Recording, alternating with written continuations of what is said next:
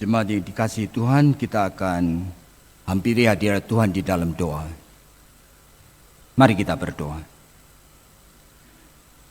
Tuhan, kami tahu kami tidak bisa mengatur akan pikiran dan hati kami. Kami tahu bahwa sebagian dari kami masih terus memikirkan mengenai persoalan-persoalan kami sendiri yang belum kami bisa selesaikan, Tuhan. Sehingga hadir di dalam kebaktian seperti ini, hati kami seringkali tidak untuk-Mu, Tuhan. Bahkan seluruh rangkaian ibadat yang kami tahu dan kami sadari, kami persiapkan semuanya ini untuk kami persembahkan kepada-Mu, Tuhan. Itu pun kami gagal berulang-ulang kali. Dan kami mohon jikalau saat ini hati kami belum kepada-Mu, Tuhan, kami mohon biarlah Roh Kudus dengan leluasa bisa menolong kami. Sehingga kami tidak berdosa pada saat kami mempersembahkan ibadat ini. Tuhan, kami tahu mungkin ada di antara kami yang memikul akan beban-beban persoalan kehidupan yang sulit. Tidak mustahil sebagai anak-anak-Mu ada di antara kami yang sangat tidak bahagia, Tuhan. Yang kehidupan di dalam rumah tangga kami juga kami tidak bisa atur, sehingga terlalu banyak dampak yang melukai, Tuhan. Kesalahan, kekurangan bertanggung jawab, bahkan ada di antara kami yang merasa terluka oleh karena pengkhianatan dari orang-orang yang katanya mengasihi kami.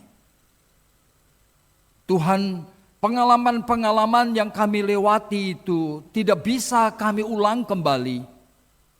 Sehingga kami seperti domba-domba yang penuh dengan luka. Kami berhadapan dengan Engkau dan kami hanya bisa menantikan pertolongan-Mu, penghiburan-Mu, kekuatan-Mu, pemulihan-Mu, Tuhan. Tuhan, ampuni kami. Jikalau dalam hidup ini kami lebih banyak berbuat kesalahan daripada hal-hal yang Engkau kehendaki. Tolong kami, jikalau secara khusus kami ingin memikirkan mengenai bagian yang tadi kami sudah baca bersama, Tuhan. Biarlah Roh Kudus dengan leluasa juga menjelaskannya melalui mulut bibir hamba-Mu yang hina ini. Beri kepada kami semua termasuk hamba-Mu juga menjadi pendengar yang baik. Sehingga tidak sia-sia waktu yang Engkau sediakan bagi kami, Tuhan. Dengar akan seru sembahyang oleh karena hanya di dalam nama Tuhan Yesus Kristus yang sangat mengasihi kami. Di dalam namanya yang kudus itulah kami sudah berdoa. Amin. Jadi saudara, pembacaan Alkitab sudah dibaca dari Wahyu pasal yang ketiga, saudara. Yaitu surat kepada jemaat di Laodikia. Jadi saudara, saya akan membaca satu ayat lain, yaitu dari Yeremia pasalnya yang ke-9. Nah, saya ingin membaca beberapa ayatnya, mulai ayatnya yang ke-23, saudara. Yeremia, pasalnya yang ke-9, mulai ayatnya yang ke-23. Beginilah firman Tuhan, janganlah orang bijaksana itu bermegah oleh karena kebijaksanaannya. Janganlah orang kuat bermegah karena kekuatannya. Janganlah orang kaya bermegah karena kekayaannya. Tapi siapa yang mau bermegah, baiklah bermegah oleh karena yang berikut ini.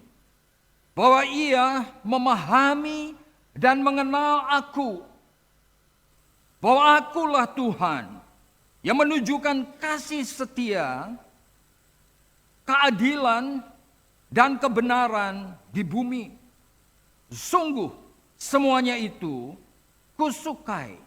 Demikianlah firman Tuhan.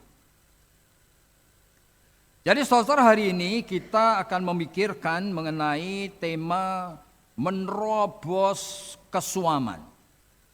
Jadi breaking through lukewarmness, gitu ya, menerobos akan kesuaman. Saudara, kesuaman itu apa sih sebenarnya?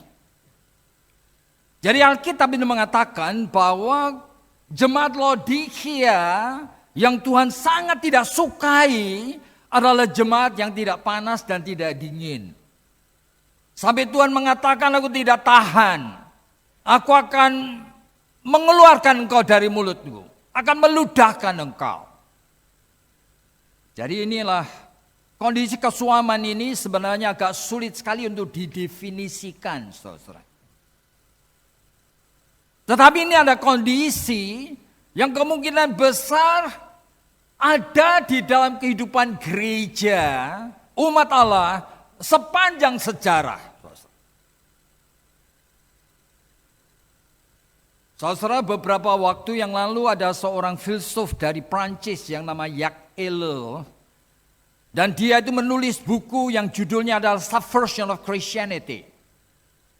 Nah, di dalam buku itu, dia mengatakan suatu pertanyaan tertentu. Mulai kapan sebetulnya gereja kehilangan fungsi di tengah dunia? Dia heran sekali. Oleh karena gereja ada yang besar-besar, tetapi dan megah-megah dan kaya-kaya, tetapi impactnya, efeknya di tengah dunia itu dunia tidak merasa. Kalau saudara mau berbicara mengenai pemenang hadiah Nobel perdamaian misalnya, saudara akan melihat jarang sekali ada orang Kristen. Barangkali orang Katolik ada, saudara. Tapi kebanyakan orang-orang Buddhis, orang-orang Muslim, ya saudara. Jadi ini merupakan suatu pertanyaan dari Jacques Ellul yang dengan jujur dia ingin sekali objektif. Lalu dia menemukan gereja itu menjadi rusak. Justru mulai pada abad keempat. Ya kenapa? Yaitu pada saat Kaisar Romawi Konstantin itu menjadi Kristen, saudara. Aneh ya. Jadi gereja sekarang di backup dengan kekuatan politik. Gereja di backup dengan kekayaan. Gereja itu punya segala. Tetapi dia melihat itu makin lama makin merosot. Naik sebentar pada masa reformasi. Tetapi reformator tidak mampu untuk bisa menjelaskan akan inti daripada kebenaran yang mereka temukan kepada jemaat. Saudara. Jadi turun sampai sekarang, saudara, ini menyedihkan sekali. Jadi wujudnya gereja masih, bahkan mulai pada saat Renaissance, gereja-gereja di seluruh Eropa itu luar biasa megahnya. Jadi kalau sudah pergi ke Eropa akan selalu kagum dan wah. Setiap kali masuk gereja itu saya sampai mulutnya ternganga. Saudara, oleh karena gereja kok seperti itu. Tetapi sebagian itu kosong. Saudara, kenapa seperti ini? Ini menjadi masalah. Saudara, gereja masih punya kegiatan-kegiatan. Dan kadang-kadang kegiatannya sama seperti gereja-gereja Woidang ini. Saya melihat kegiatannya bagus-bagus, saudara, 1 minggu bisa 3-4 kali. Bahkan sampai kegiatan bimbel, memberi bimbingan belajar kepada anak-anak yang kecil, kepada mendirikan, membantu akan panti asuhan, membuat akan penginjilan kemana-mana. Tapi pertanyaan, apakah gereja ini bukan gereja yang suam? Ini pertanyaan saya khawatir untuk menanyakan. Saudara, tahun 1971 ada satu orang yang bernama Bill Hybels, saudara. Nah, saudara, Bill Hybels ini sekolah di sekolah Trinity Evangelical Divinity School, di mana saya juga pernah belajar di sana. Dan dia anak orang kaya, dan kemudian dia setelah lulus dari sekolah teologi, dia tidak mau menerima kekayaan orang tuanya. Dia terbeban untuk penginjilan. Dia mencari daerah suburban area dari Chicago. Dan dia menentukan di North Barrington, itu Willow Creek, saudara. Daerah kering yang miskin, yang tidak laku. Dia mulai dengan mobil VW yang butut itu mulai menginjili, saudara. Kemudian dia ketemu beberapa orang yang seiman, lalu mulai PA. Dan sekarang ini menjadi salah satu gereja terbesar di dunia dengan 24.000 anggotanya. Saya sudah 2 kali kebaktian di sana dan saya sangat terkesan sekali. Dan dia mempunyai leadership summit, melatih pemimpin-pemimpin seluruh dunia. Jumlahnya sekarang sudah lebih dari 250.000 yang pernah dilatih. Ini Bill Hybels. Bukunya bagus-bagus. Cabangnya dari dia itu ke seluruh dunia.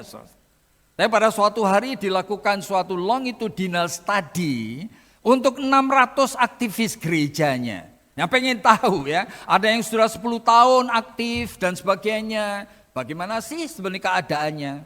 Beberapa pertanyaan itu sederhana sekali yang tidak perlu dijawab dengan menulis nama. Tetapi just honest saja. Apakah setelah kamu melayani di gereja, apa kamu semakin mencintai Yesus? Just katakan ya atau enggak. Ternyata sebagian besar saudara mengatakan tidak.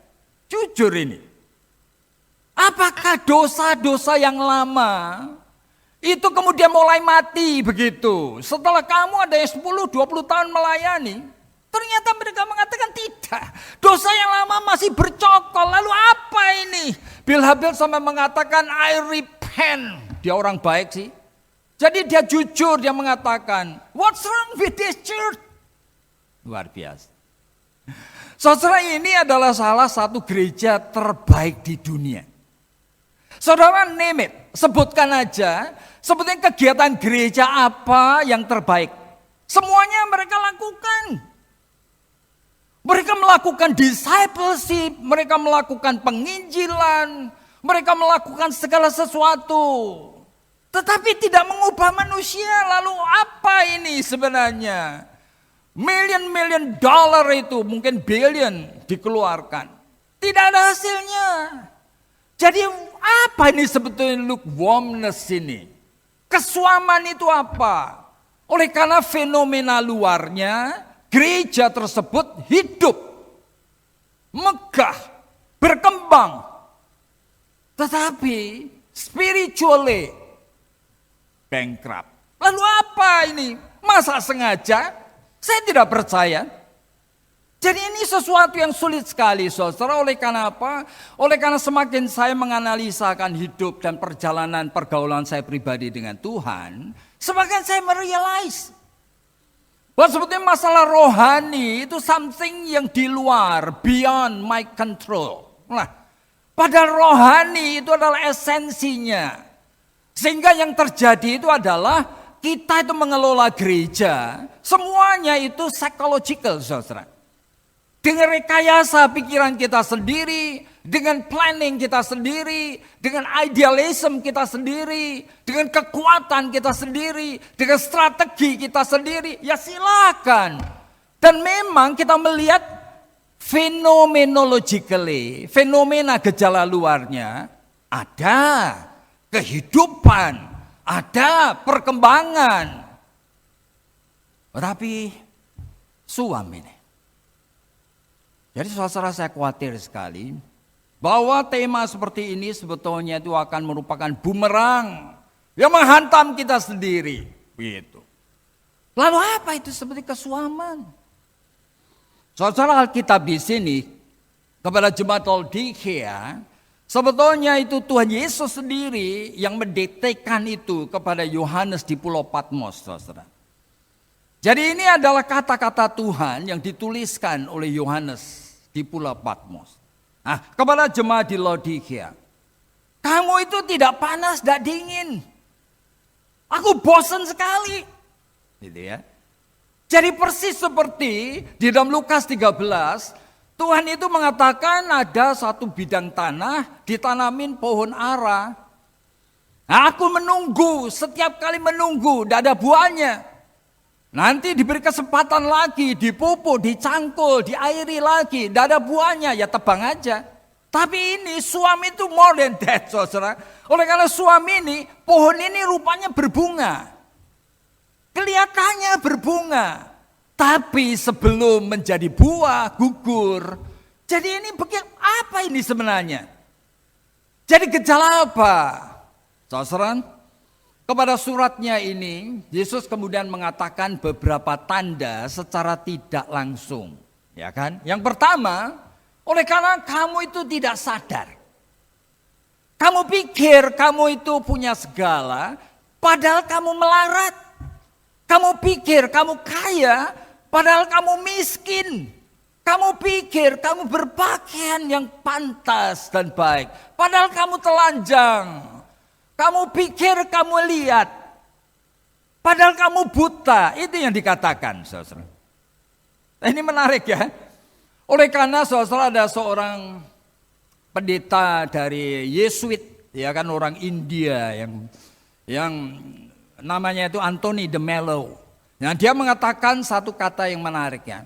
Sebetulnya masalah hidup manusia yang paling utama adalah ketidaksadaran. Manusia itu tidak sadar sebetulnya apa yang dilakukan, pengisian waktu dari menit ke menit. Saudara, tidak sadar saudara. Sama seperti saudara kalau sadar saat ini saudara sedang beribadat kepada Tuhan. Dan kalau sadar dalam iman, di mana ada 2-3 orang berhimpun atas namanya, dia pasti ada di sini. Kalau kita sadar, semua kita tersungkur saudara. Kalau sadar saudara tidak akan hanya begitu-begitu aja sekarang ini. Saudara pasti takut sekali. Tetapi saudara, ini ketidaksadaran satu pihak itu anugerah, pihak yang lain kita mesti waspadai. Oleh karena apa? Oleh karena seharusnya kita itu bisa menyadarkan diri. Sama seperti halnya dengan pemazmur yang mengatakan kepada jiwanya sendiri, "Hai jiwaku, pujilah Tuhan." Katakan kepada jiwaku ini, ayo dong pujilah Tuhan. Muliakanlah namanya yang kudus itu. Hai sekedar batinku. Jadi jangan cuma 1/10, 1/20 batinku. Semuanya. Nah, berarti dia kan sedang educate jiwanya sendiri. Jadi dia sadar, saudara.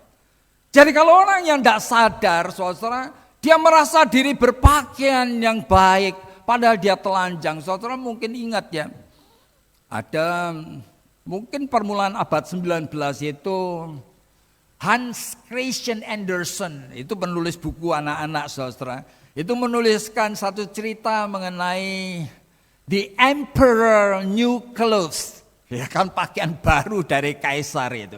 Ini mencerita mengenai seorang kaisar yang gila hormat, yang narsisis, yang selalu suka bersolek, selalu pamer pakaiannya begitu. Tiap hari ganti-ganti yang bagus sekali. Nah, ada 2 orang penjahit ini pintar sekali. Kemudian dia menawarkan, pasti Paduka tidak pernah punya pakaian, sehingga kami akan buat. Apa itu? Pakaian ini invisible. Pakaian ini tidak kelihatan. Tetapi, ya kan, sebetulnya ini adalah pakaian yang paling indah. Ya, jikalau Tuhan itu tidak bisa melihat, gitu ya, itu oleh karena kemungkinan stupid atau incompetent. Aduh, lalu raja ini bingung ya. Oleh karena itu dia mengatakan, silakan bikin pakaian. Jadi berminggu-minggu dia biarkan anak 2 penjahit ini bikin pakaian, saudara. Dan raja kadang-kadang menengok ke tempat dia kerja, ya begini yang jahit seperti seolah-olah. Tapi raja itu takut kalau disebut stupid dan incompetent. Dia tidak berani untuk mengatakan apa-apa, bahwa tidak lihat apa-apa di sana. Nah, pada hari perayaan besar, sekarang ini raja akan berpakaian the invisible dress tadi. Semua menteri-menterinya, pembesar-pembesarnya, semua juga takut. Kalau sampai menyebutkan, dia tidak bisa lihat pakaian tersebut. Ya, ini orang goblok, orang bodoh ini. Lah begitu loh. Jadi akhirnya mereka itu seolah-olah melihat. Padahal raja itu telanjang. Diberikan pakaian, dibawa gayanya dua orang ini memberi pakaian kepada dia. Lalu diarak menuju jalan raya, semua orang berteriak-teriak pakaian indah, bohong semua. Tiba-tiba ada seorang anak kecil yang ngomong, well, tapi raja itu aku lihat tidak pakaian apa-apa. Kaget semua orang. Ini anak yang jujur, inilah yang mengatakan apa yang adanya. Jadi sebenarnya apa yang Yesus mau katakan agak mirip ini. Kita berpikir ya oke. Nah ini. Padahal kita naked di hadapan Tuhan, kita tidak berpakaian apa-apa. Saudara, di dalam Matius pasal 22, ini Yesus pada suatu hari memberikan suatu perumpamaan yang menarik, saudara, karena dia cerita mengenai seorang raja yang buat pesta, kemudian mengundang sahabat-sahabatnya, tidak ada yang mau datang. Bahkan ada sahabat-sahabatnya menganiaya pesuruhnya, saudara. Lah, kemudian raja itu ngomong, ya sudah, kalau begitu panggil aja semua orang di pinggir jalan itu. Lalu berbondong-bondonglah orang datang. Tetapi ada ayat yang aneh sekali yang saya tidak bisa mengerti, saudara. Tiba-tiba raja itu mulai memeriksai orang-orang yang diundang mendadak tersebut dan mau datang. Lalu dia ngomong apa? Dia menjumpai orang-orang datang tidak berpakaian pesta. Ada di sana. Lalu raja itu mengatakan, kenapa kamu berani menerima undanganku? Kamu tidak berpakaian pesta. Waduh, ini suatu simbol daripada something. Tidak ada preparation, tidak ada appreciation. Sehingga kamu menyediakan pakaian yang layak. Nah, inilah yang sebetulnya Yesus kemudian mengatakan, kamu itu belilah daripadaku pakaian ini. Tapi kembali kepada soal tadi. Apa itu sebetulnya lukewarmness? Yaitu kesuaman. Itu ketidaksadaran. Sehingga manusia yang suam itu tidak sadar kalau mereka menyimpan dosa. Dan selama ini tidak sadar, Roh Kudus tidak pernah bisa kerja di dalam jiwanya. Saudara, apa itu? Saudara, beberapa waktu yang lalu, saya oleh karena Pak Ahok juga ada di sini, saya itu ada teman yang kita ngobrol oleh karena tiap hari itu bicara pilkada, saudara. Lalu ngapain? Orang itu ngomong kepada saya, aduh kalau saya lihat Habib Rizik gitu, saya luar biasa marahnya, bencinya luar biasa. Saya mengatakan kalimat sederhana yang spontan aja. Masa sih Tuhan Yesus maunya kita marah dan benci? Saya cuma ngomong gitu ya. Tiba-tiba saya sadar sendiri. Lalu saya ngomong sama dia, apa kamu ada waktu untuk mendoakan Habib Rizik? Kaget dia. Dia butuh doa. Jelas sekali kita mengatakan, doalah, doakan musuhmu. Doakan orang yang membenci kamu.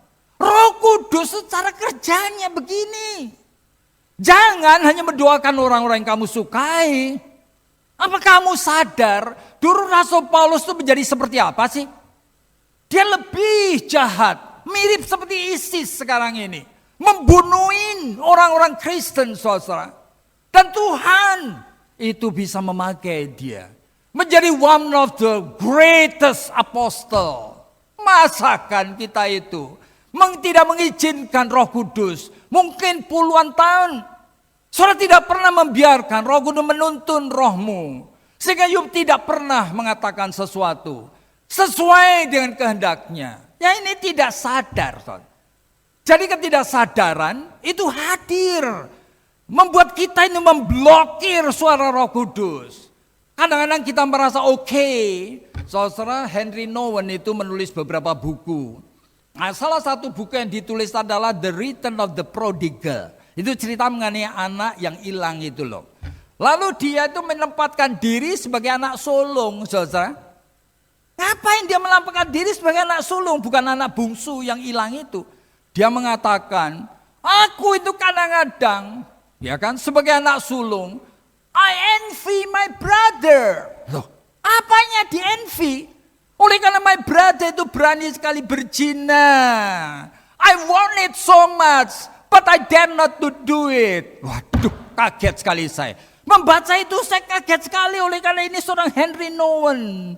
Yang mengatakan betapa envy-nya, cemburunya aku kepada adikku, tukang berzina itu, yang main pelacur itu. Kenapa? Aku sebenarnya pengen melakukan yang sama, tapi aku tidak berani. Saudara mengerti? Di dalam Matius pasal 5 ayat 27, Yesus pernah mengatakan, apa sih perzinahan? Perzinahan itu bukan pada saat kamu melakukan hubungan badan dengan orang bukan istri atau suamimu. Pada saat kamu melihat, and you fantasize that, you're committing adultery. Saudara, begitu banyak dosa, kita biarkan terus hadir dalam jiwa kita, dan kita feel okay. Kita feel okay? Ya. Inilah ketidaksadaran. Apa ini sebetulnya ketidaksadaran? Saudara pernah di dalam kebaktian ini, saya akan mengatakan kepada saudara mungkin setahun yang lalu, saya mengatakan nanti habis kebaktian ini, pada saat saya atau Pak David Chu itu mengucapkan memberikan berkat, begitu, amin, jangan pulang dulu ya. Setelah nyanyi jangan pulang dulu. Tuhan cuma meminta setengah menit. Setengah menit itu berapa sih? Tik, tik, tik, tik, cuma 30 detik, saudara. Tuhan tidak meminta hal yang aneh-aneh dan sulit. Setengah menit aja. Yaitu apa? Begitu amin, menyanyi, yuk jangan pulang. Yuk tengok kanan kiri, kepada yang belum kenal, hampirilah. Ulurkan tanganmu dan mengatakan, aku namanya Yakub Susada atau siapa. Nah, aku ingin mendoakan kamu minggu ini. Just that. Apa itu? Penganiayaan? Tetapi saudara, begitu amin, budal kabeh. Kenapa manusia tidak mau bersekutu? Manusia itu hanya mau bersekutu dengan orang yang dia sukai, konco-konconya dewek. Nah, itu tok. Padahal dalam Alkitab katakan, jika dalam gereja tidak ada koinonia, tidak ada persekutuan, Kristus itu tidak hadir. Nah, saudara mengerti ini? Saya baru datang ke gereja tertentu, berkhotbah di gereja tertentu. Saudara, saya melihat budgetnya itu saya kaget. Saudara. Dia ingin membuat renovasi gereja, budgetnya itu sampai puluhan M. Nah sekarang puluhan M itu soalnya sedikit. Tapi ini gereja bukan besar, saudara. Saya sampai mikir mau dibikin apa. Sampai mendatangkan bel itu dari Eropa, saudara, dan sebagainya. It's good, it's okay. Nah, tetapi apa mengerti? Itu pikiran siapa? Pikiran Roh Kudus atau pikiran daripada majelis gereja? Nah, apa ini? Saudara lihat dalam Lukas pasal 16. Lukas 16 ingat kata-kata Tuhan. Segala sesuatu yang nantinya dikagumi manusia itu dibenci Allah. Yuk jangan punya pikiran itu. Saya akan mempunyai gereja seperti monumen dalam sejarah. Lihatlah gereja-gereja di Eropa. 90% itu monumen yang kosong, sudah mangkrak, sudah tidak ada apa-apa. 2 tahun yang lalu saya hadir di kebaktian di Wittenberg, di tempatnya Luther itu saudara, yang memakukan 95 dalil. Hari Minggu sama adik saya, sama istri saya. Saudara, tidak ada orang nih. Cuma 25 orang di paling depan, semuanya turis termasuk saya, cuma moto-moto. Yuk bayangin. Saudara jangan salah mengerti God's mind. Sehingga jangan membangun gereja itu dengan rekayasa pikiran kita sendiri. Ya kan, dream kita, keinginan kita itu untuk dibanggakan dan dipuji-puji. Di Jakarta ini gereja A itu terbagus. Waduh saudara, apa sebetulnya yang kita inginkan? Nah, Yesus mengatakan, kesuaman itu kamu tidak sadar. Tidak sadar, itu kesuaman. Yang kedua, kemudian dikatakan di sana, kesuaman itu tidak panas dan tidak dingin. Berarti kondisinya tuh anget-anget seperti itu. Apa ini saudara? Saudara saya melihat ya, saya mengajar di sekolah teologi sudah lebih dari 35 tahun. Saya tahu sekali sekarang. Oleh karena manusia meskipun mau menjadi hamba Tuhan pun, aneh sekali. Maunya tuh cuma menjadi mediocre Christian. Tidak mau lebih saudara, tidak mau grow. Saya tanya kepada mahasiswi-mahasiswi yang saya seringkali doa bersama itu. Yuk betul-betul tuh ingin dipakai Tuhan? Ya. Saya tanya ya, kira-kira kalau Tuhan mau pakai kamu seperti Mother Teresa, mau enggak? Enggak mau. Loh, jadi maunya apa? Jadi ini loh, mediocre Christian, itu membuat banyak orang Kristen itu terhinggapi penyakit yang namanya spiritual anorexia nervosa. Itu artinya orang yang enggak doyan makan. Jadi saya cuma mau menjaga akan keadaan rohani saya sampai level ini aja. Karena saya tahu, kalau saya semakin dewasa, waduh jangan-jangan Tuhan pakai saya seperti Mother Teresa atau David Livingstone atau apa, atau barangkali Hudson Taylor. Saya bukan orangnya. Saya maunya itu adalah menikmati dunia sampai melayani. Begitu loh.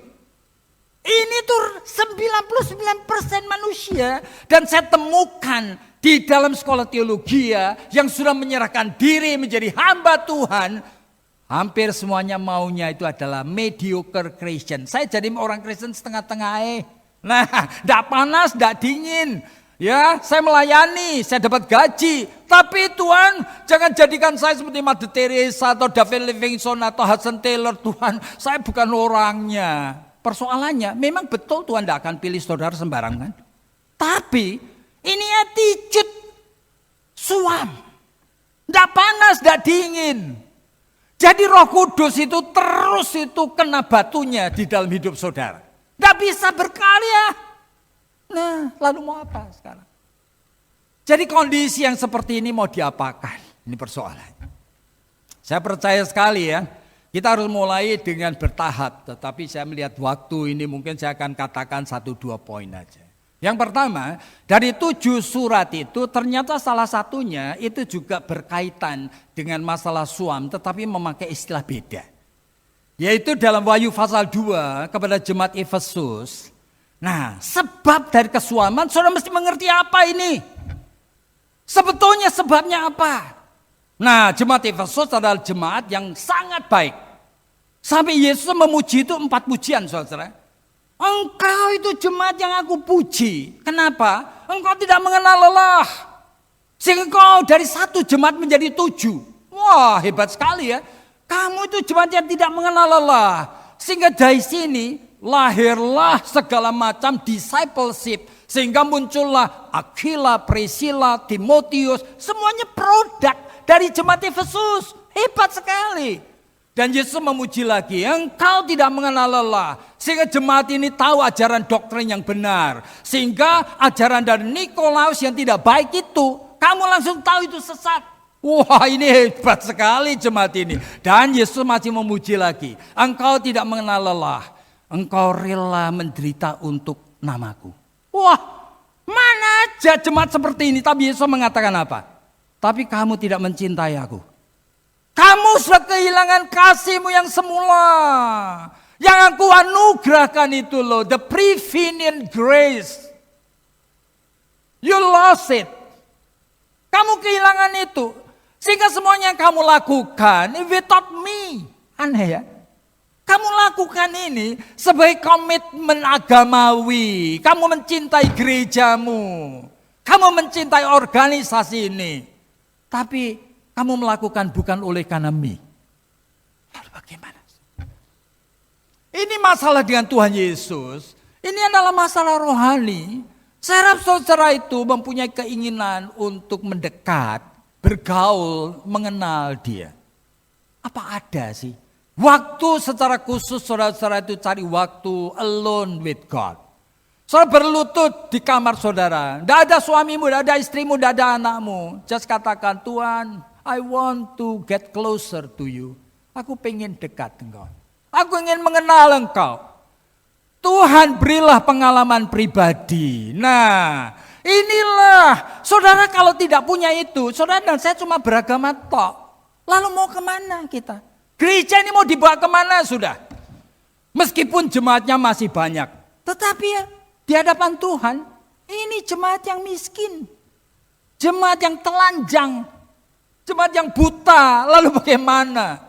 Jadi kepada jemaat Efesus ini adalah kesadaran. Bagaimana sih hubungan kita dengan Tuhan? Ini bukan masalah psychological, ini masalah spiritual. Yang kedua, kita harus kenal diri sendiri. Saudara masing-masing orang, 300 orang hadir pagi ini, 300 macam. Saudara Calvin pernah mengatakan, without knowledge of self, there is no knowledge of God. Saudara tahu? Calvin sampai ngomong, kalau saudara tidak kenal diri sendiri, saudara tidak mungkin kenal Allah. Kenapa begitu? Oleh karena yang mengenal Allah adalah saudara. Yang mengenal Allah itu bukan orang lain. Saudara memakai perasaanmu, keunikan kepribadianmu, pikiranmu, ya kan? Ya pergumulan pribadimu. Nah, you have to know yourself. Nah, to know yourself itu membuat kita itu tahu sebetulnya dosa apa sih yang masih tersimpan di dalam hidupku ini. Saudara bukan Mother Teresa, Teresa Avila, itu seorang juga rohaniwan.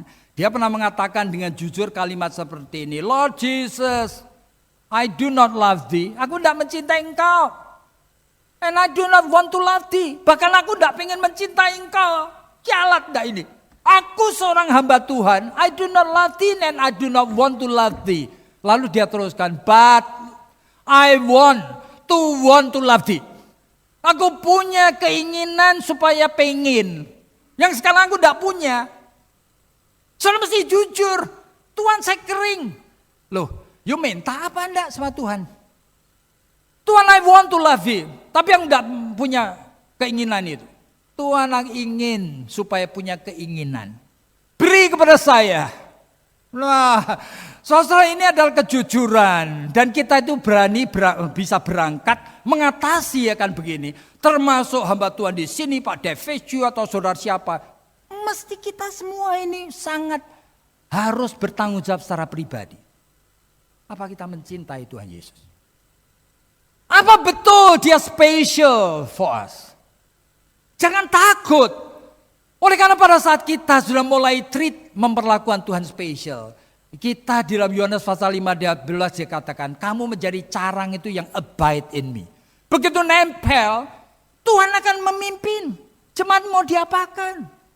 Oleh karena dari dia, bukan rekayasa kita. Dari dia. Mulailah dengan yang basic itu. Jangan sampai hilang yang basic itu. Dan gereja ini, masa depannya itu menjadi baik. Oleh karena apa? Ini tubuh Kristus yang memimpin adalah kepalanya sendiri. Ya. Jadi saudara, ini adalah realita yang kita itu hadapi. Dan saya juga tahu bahwa kita ini semua dihinggapi penyakit swam. Tapi mari kita, oleh karena Tuhan mengulurkan tangannya, bahkan Tuhan mengingatkan satu hal. Dalam Wahyu 3:20, oleh karena kamu suam, sehingga Yesus mengatakan kalimat seperti ini. Tengoklah, dengarlah, aku berdiri di muka pintu sambil mengetuk. Kenapa? Kenapa dia mengatakan itu? You harus mulai dari awal lagi. As if, seperti seolah-olah kamu belum kenal Kristus. Tuhan, aku sudah terlalu lama meninggalkan engkau. Biarlah aku mulai melatih kepekaanku lagi. Mendengar Yesus berdiri di muka pintu hatiku. Mengetuk. Dan aku akan membukakan pintu. Katakan lagi, Tuhan masuklah di dalam hidup kami. Ini sebenarnya kelahiran baru tidak diulang-ulang, saudara. Tetapi belas kasihan Tuhan yang membuat as if saudara harus mengulang. You harus mulai mengatakan, Tuhan ini aku. Dan aku mendengar engkau berdiri di muka pintu hatiku. Masuklah. Dan kita itu akan makan bersama dengan dia. Persekutuan itu baru akan terjadi. Jadi saudara yang dikasihi Tuhan, kita itu ada di dalam suatu status yang sama. Saya berkhotbah, saya juga mengalami kesuaman. Kita mesti hati-hati. Tapi mari kita repent. Ini kata-kata Tuhan. Repent. Bertobatlah. Sehingga kita itu bisa diterima sebagai anak-anak Tuhan. Bila Tuhan memberkati setiap hati yang masih peka. Dan masih teachable, masih ingin sekali menyenangkan hati Tuhan. Mari kita tunduk kepala dan kita berdoa. Tuhan, kami semua adalah anak-anak-Mu yang menyedihkan. Yang cenderung menduka citakan Roh Kudus dari waktu ke waktu. Tetapi Tuhan, kami tahu kami tidak mau. Kami ingin menyenangkan hati-Mu. Kami terjebak dalam suatu pola dan sistem kehidupan yang kami sendiri tidak kuasai. Tuhan, tolong kami. Biarlah kami boleh berani untuk memulai dengan yang awal lagi. Biarlah jemaat ini dituntun Tuhan oleh Engkau sendiri. Dan Tuhan, jemaat ini boleh mengatasi kesuamannya. Sehingga mulai diperkenan Tuhan dan mulai membeli akan emas yang sudah dimurnikan dengan api. Yaitu sesuatu yang seharusnya bernilai sangat tinggi di hadapan Allah sendiri. Tuhan, terimalah akan kami semua dan ampuni segala kelemahan kami. Terimalah syukur kami untuk kesempatan ini. Oleh karena hanya di dalam nama Putra-Mu yang tunggal Tuhan Yesus Kristus, Kepala Gereja, kami sudah berdoa. Amin.